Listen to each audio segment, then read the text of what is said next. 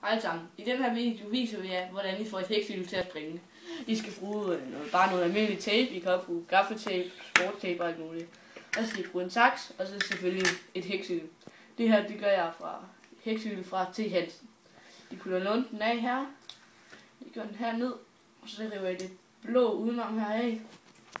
Og så er det, vi skal bruge saksen. Nu holder jeg kanonslag, eller hæksylet her. Så tager I den ned her og prøver at få proppen her, den sorte prop op. Så vender jeg lige på hovedet sådan her. Jeg kunne rigtig bare klippe den over her og så presse den ned, men det gør jeg ikke nu. Lige nu der presser jeg det bare ned sådan her.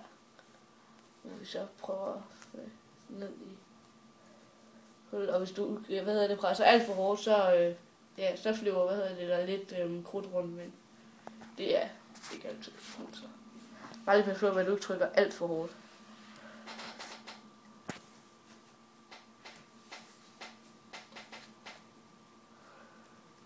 Og når du så har gjort det, så sætter du lunden i, så er der lige den her ved lunden, så gør du sådan her. Så du putter ned, så du stadigvæk er lige et lille stykke. Så gør du sådan her, og så skal du sørge for, at lunden er over i den ene side, og så folder du så den her over. Og så du skal bruge tapen her, hvor du så bare taper her rundt om, I kan se, og så taper vi rundt om.